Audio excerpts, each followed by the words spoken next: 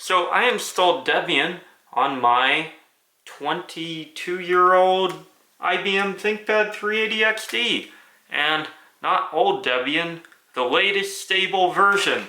So let's go into what I did, because the first thing I had to do was, well, build one. So I purchased this weird abstract art project off eBay for about $70. I'm not quite sure what it's supposed to look like in terms of ink blots, but either way, I got two TFT panels that I decided to try out first. So they were salvaged from a Dell, even though they had the exact same model numbers. One had a 3-pin inverter, so I just cut the wires and tried it out. And the other one was actually cracked and came with the system from eBay. So I rebuilt it. Looks kind of nice. You do have to be a little bit careful about the inverter wire. And I soldered it up in electrical tape. And now it was time to actually unscrew the ThinkPad. There's also one screw underneath the battery, which you can miss, but the rest are pretty visible. So now you can see the innards of the IBM 380XD. It looks quite nice, actually. A little bit better though with the faceplates back on. So I was a little bit disappointed when I was greeted with this black screen. I actually did do a double check to make sure all the cables were plugged in. It could just be a dead backlight or something like that. But also I had another panel to try out after this. Unfortunately though, it was a HPA display. So let me get into that really quick. They seem to have worse viewing angles and some ghosting issues.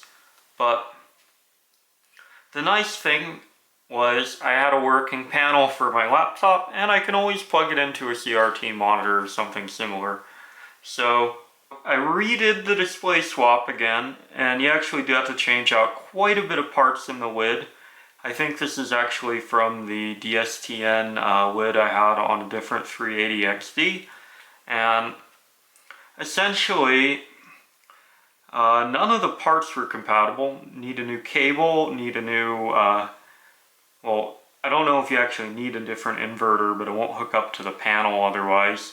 And the plastic lid is ever so slightly off. I mean, it's still usable, but you'll lose a little bit of pixels on the bottom. But either way, this panel worked, even though the HPA displays can be a little bit misleading, at least with the inverter turned all the way up. But I had an issue. It booted Windows ME, and I decided I was going to fix that. So this is a mSATA to SATA converter with a Linux installation I pulled from another system.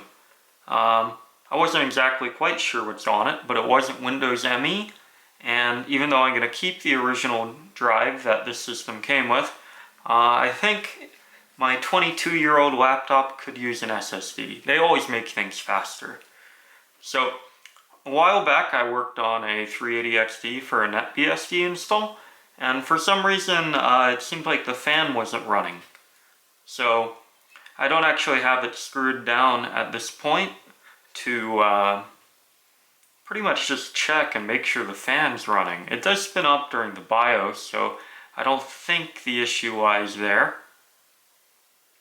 So we're going to go take a look at, well, my installation. But first, I made a mistake here and didn't realize I'd have to set the first partition to 8 gigabytes or make a boot partition.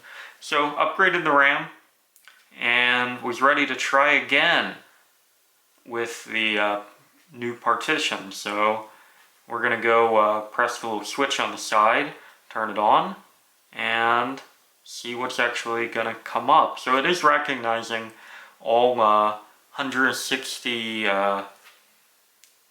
megabytes of RAM, which is good. And we got a grub screen, which is even better. So I've been having some slight issues with my script running it off the T42 because my USB to SATA adapter actually stopped working recently. but that's okay, I had it quite a while. And the fan's still not spinning up, and we have ACPI errors. But hopefully it does not get too much worse than this, because we are running the latest version of Debian at the time. It's 2020, and it's Debian Buster, or Debian 10.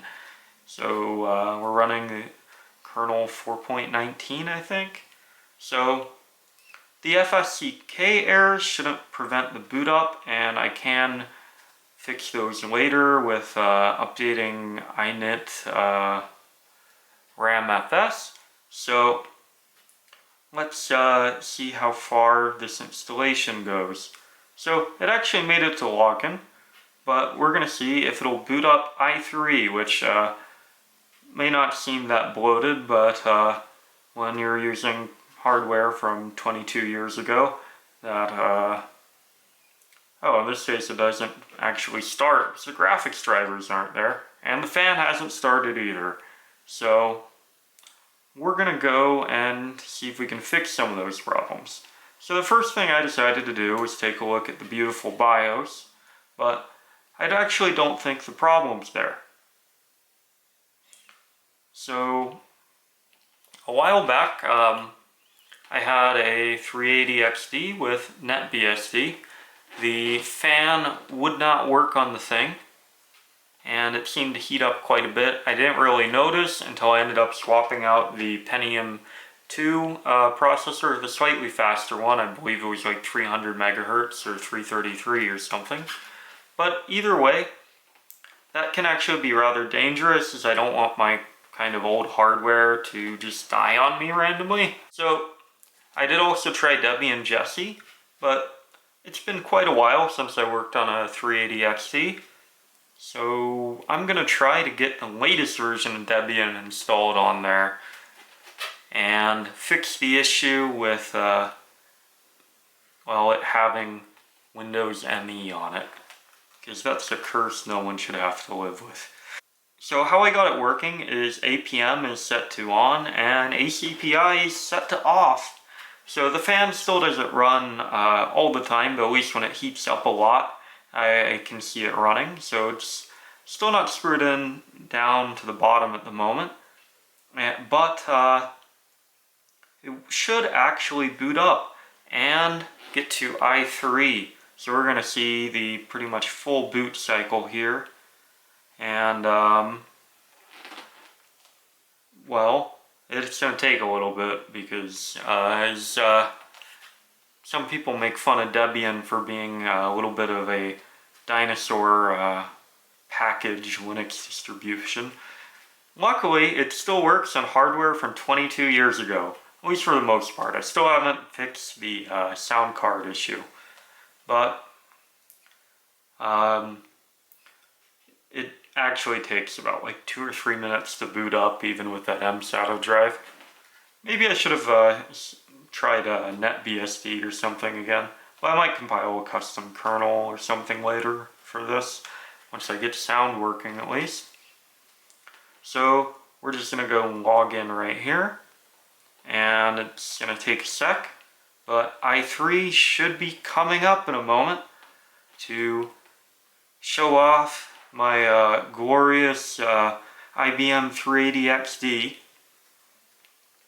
So there's few issues at this point. The NeoMagic driver actually took care of the graphics problem though, and luckily it's still available, but it isn't included in the default Zorg installation. So we got our Pentium 2 at 265 megahertz, and the fan's working now, since we have APM and ACPI disabled, but none of the sensors work, and I had to play an old music video using YouTube DL to actually get this thing to heat up enough. So, although that's a little bit concerning, I think at this point I'm going to take a little pause from the 380XD build. It does look like quite a nice system, and it's quite a bit thicker. You know, it doesn't look that thick, but you compare it to an already thick laptop, and then your hand starts to hurt from holding both of them. But Yeah, that's compared to an X200, which isn't a particularly thin device either. So I am not quite sure exactly what I should do in the future with this build. So if you have any input here, my current route is I'm going to try to compile a new kernel for it after getting sound working and see what this can actually do with a little bit less bloated setup.